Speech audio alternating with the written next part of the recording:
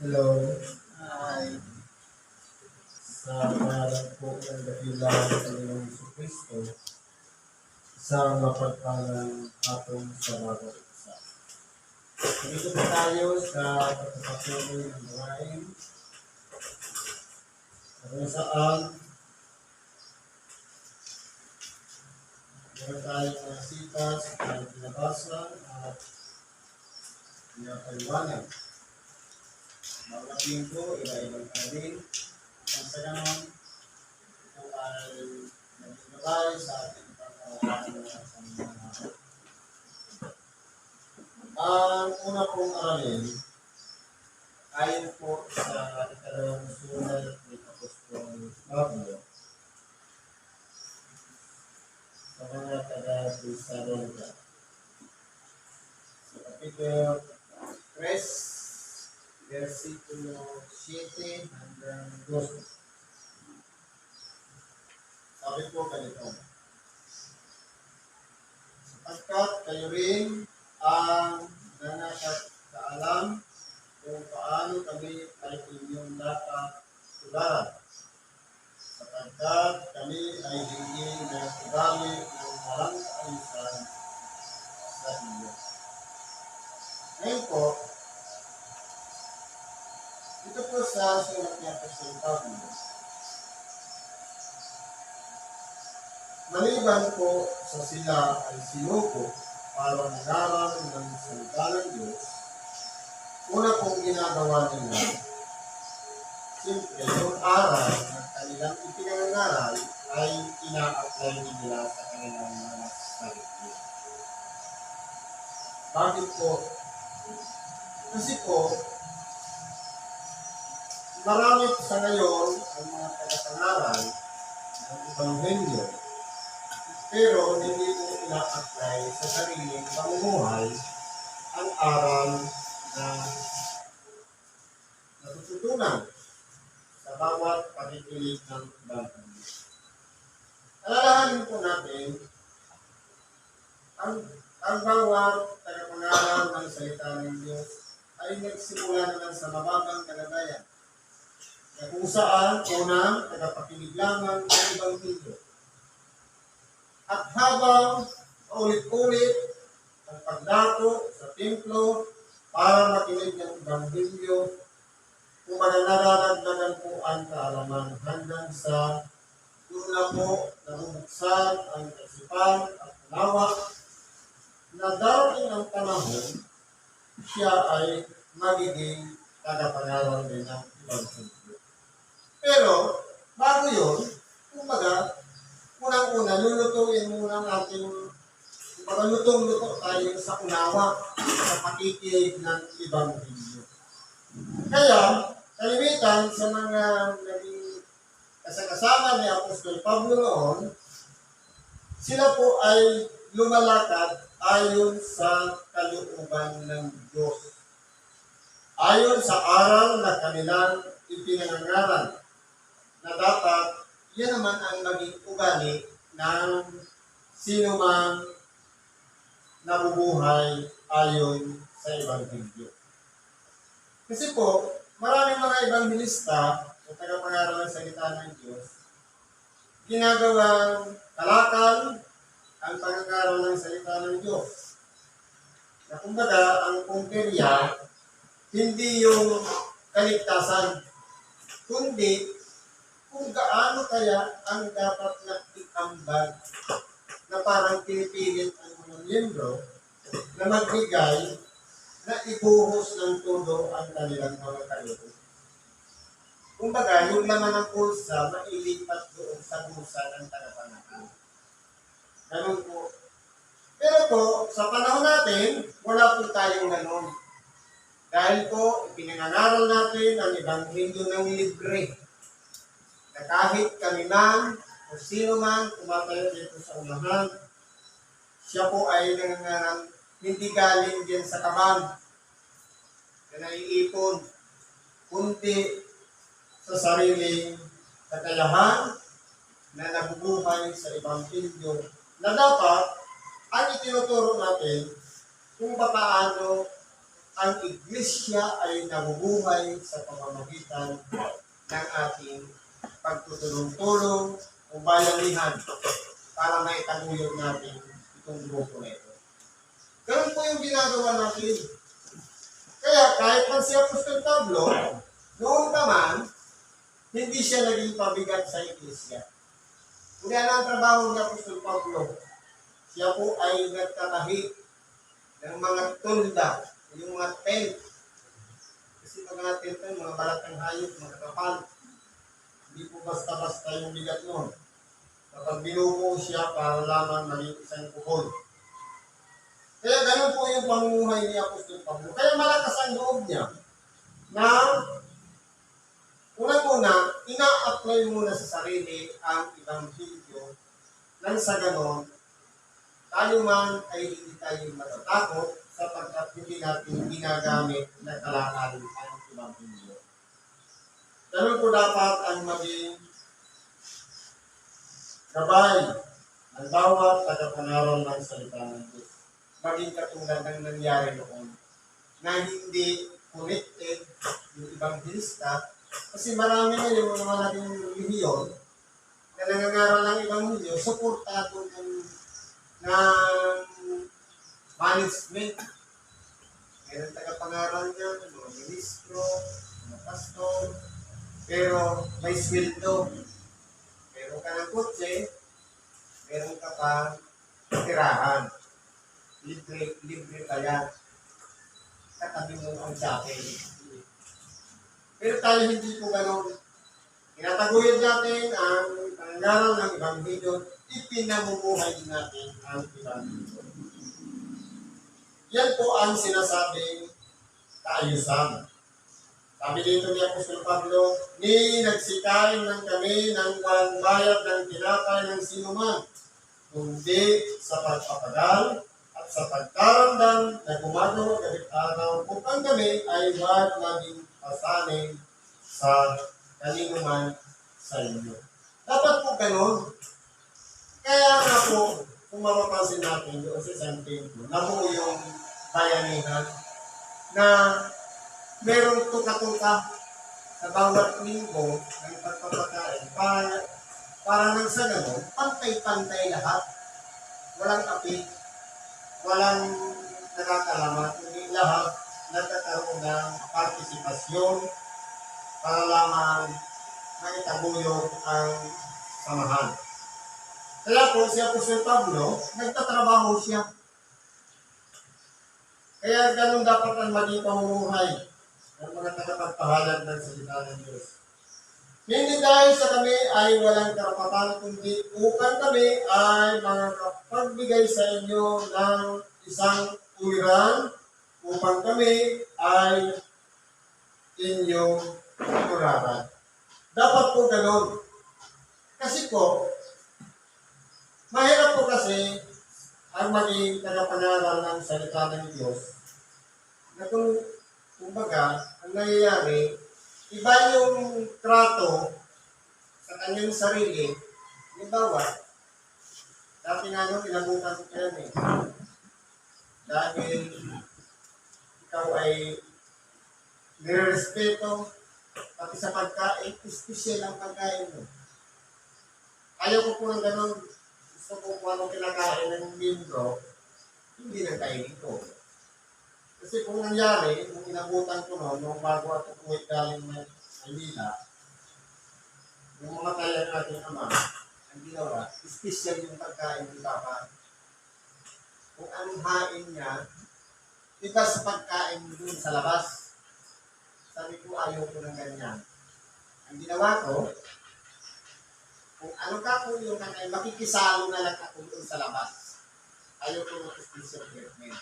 Kasi para baga nangyayari na sobrang taas na ang tingin, okay lang yung respeto, pero yung pagtrato, parang hindi ko na yun nagustuhan kasi masyadong, kumbaga, iba kasi yung kinakain ng mga nasa labas, iba naman yung kinakain ng mga kasangkapan. Ganun na nangyari noon.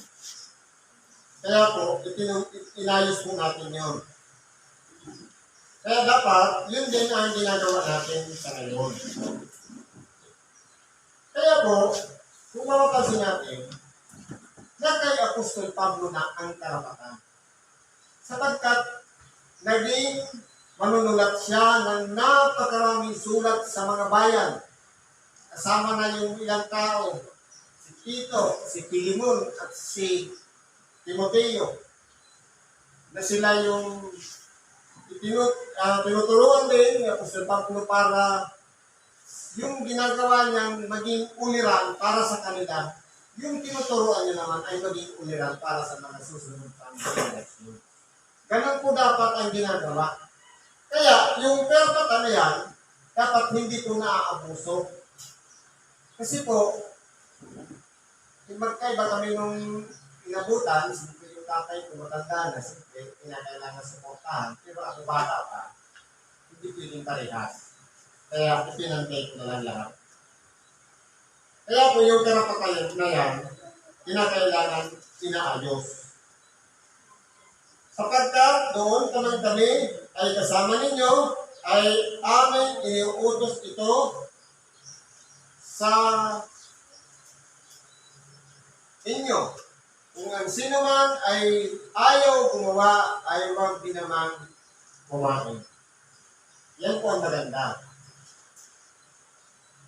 Kung sino man ang ayaw gumawa, huwag kumain.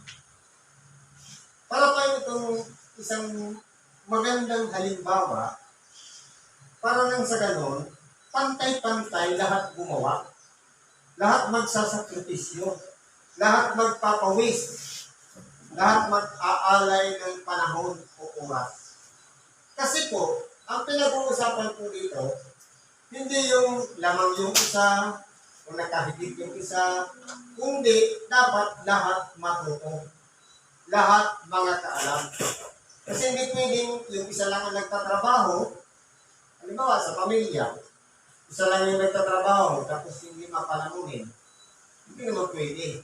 Dapat, pare-parehas magtrabaho, pare-parehas mag-participate, para pagsalo-saluhan yung ano man ang pagkain ipinagkaloob.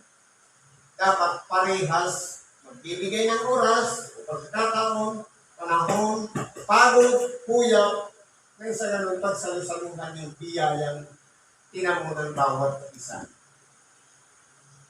Yan nga ang minsan nga na experience ko yan. Halimbawa, may birthday-han. Ang gagawin ng mga anak, sabi, ay ipaghahanda kita. Sabi, hindi, ayoko. Ang gagawin ng mga anak yan, magkakanya-kanya silang muso. Pang-sorpresa. Kasi po, kumbaga, parang ang mangyayari niyan, ayaw na kasi ng magulang o gumastos, kaya nangyayari, para maging pantay, anak na lahat ang gumastos. Kumbaga, ma-experience naman ng mga anak kung paano yung nagagastusan. Ganun dapat. Kaya kung titingnan po natin dito, tinuturoan dito ni Apostol Pablo na lahat dapat pinakailangan nagsasakripisyo. Lahat nagpapagod at nagbibigay ng oras. Upang sa ganon, lahat tayo ay makinabang. Sapagkat aming nababalitaan ang ilan sa inyo na nagsisilakad ng walang kaayusan, na hindi man lang nagsisigawa, kundi mga mapakialam sa mga bagay ng iba. Yun po ang problema. Kung halimbawa, wala ka na ng partisipasyon, wala ka ng ambag, tapos pakikialaman tayong buhay ng iba. Yun na po ang hindi maganda. Kaya ang pinakamaganda dapat, huwag na lang magsalita, mag-contribute na lang. Minsan nga sa pagkakapatiran, nararanasan natin yan sa ngayon. Lalong-lalo na pag may misyon, wala na ng ambag, maingay pa. Hindi na nga nakapagbigay ng 500 per sa isang whole week. Pagkatapos yun pa ang maingay. Dapat po hindi ganon. Hindi dapat gawing may kaayusan ang lahat ng bagay. Kasi po yung kaya nga nag-meeting, pinag-uusapan kung magkano yung contribution, yun po yung tinatawag na kaayusan. Dinadaan sa magandang proseso. Kung halimbawa, mapagkaisahan ng lahat na idaan sa contribution o idaan sa donation, at least pinag-usapan. Yun po yung tinatawag na dinaan sa magandang usapan. Tinatawag na may kaayusan. Kung halimbawa, nanaig yung donation, hindi yun ang ipatutag. Kung nanaig naman ang contribution, wala tayong karapatan tumutol dahil pinagkaisahan niya ng lahat. Ganun po yun. Isang proseso po yan ng tinatawag na kaayusan. Mga gayon nga ay aming iniuutos at ipinamamanhik sa Panginoong Kristo na sila'y magsigawang may katahimikan at magsikain ng kanilang sariling hinakay. Mas maigi pa, kung ayaw mo mag-contribute, magbakong ka na lang ng sarili mong kakainin. Kasi, para hindi mo napakialaman yung yung pagkain meron ng iba. Doon po kasi nagkakaproblema. Kaya tinuturuan po tayo dito, nagawing may kaayusan ang lahat ng mga bagay. Alalahanin natin, malapit na naman ang Holy Week. Siyempre, may magpapaluan, may gagastos, may gagastusan, may mga sasama. Sabi nga, dati tinuturo niya yung 3 K. Meron kang oras, wala kang talento, wala ka naman alam. Wala mo na, at least meron kang oras. At least ibinigay mo yung kaalaman mo o ibinigay mo yung panahon mo na magkadako, makasama sa mga survey, sa mga mission.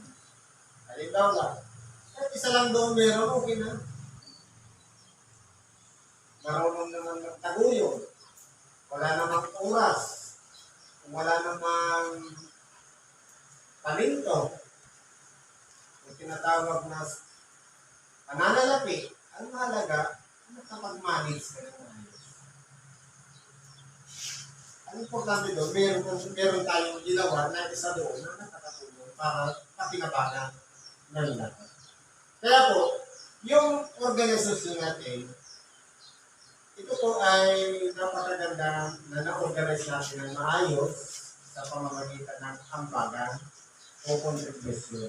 Sapagkat, di doon po natin na-display kung paano tayo gumagastos at kung paano natin pinakikinabangan yung ating ambag na ibigay.